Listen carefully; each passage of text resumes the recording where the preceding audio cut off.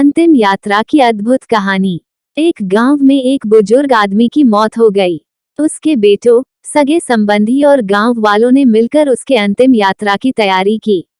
उसकी अर्थी तैयार की गई और उसे शमशान की ओर लेकर जाने लगे। अभी वो लोग कुछ दूर ही पहुंचे थे कि वहां पर दूसरे गांव से एक आदमी आया। उसने उस अर्थी को लेकर जा रहे 4 आदमियों में से एक का पैर पकड़ लिया और सबसे कहने लगा कि ये आदमी जो मर चुका है, उसने मुझसे 20 लाख रुपए उधार लिए थे और जब तक मुझे पैसे वापस नहीं मिल जाते, मैं अर्थी को आगे नहीं जाने दूंगा। मृत व्यक्ति की बेटों ने उस आदमी से कहा कि पिताजी ने कभी इस कर्जे के बारे में हमसे जिक्र नहीं किया, इसलिए हम तो ये कर्जा नहीं देने वाले।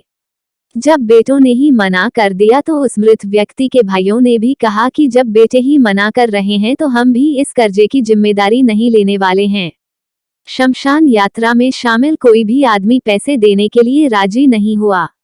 दूसरे गांव से आए उस आदमी ने अर्थी को आगे भी नहीं जाने दिया, जब तक कि इस घटना की खबर घर की महिलाओं तक न पहुंच गई।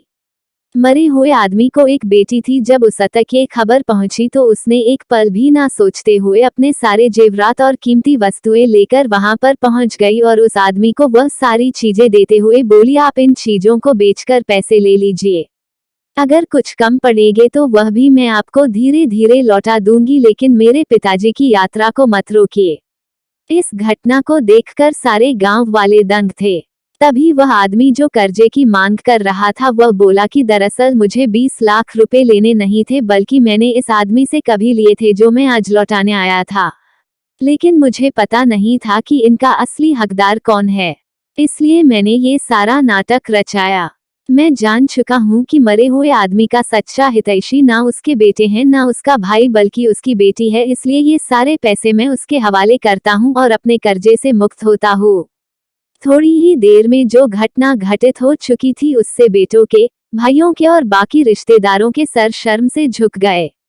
इसलिए हमेशा दुआ करना कि हर किसी को एक बेटी जरूर हो, क्योंकि बाकी सब तो माता पिता की दौलत को अपना समझते हैं, लेकिन बेटियां माँ बाप को ही अपनी दौलत समझती। यदि ये कहानी आपको पसंद आई हो तो अपने दोस्तों और अन्य लोगों के साथ शेयर जरूर करिएगा।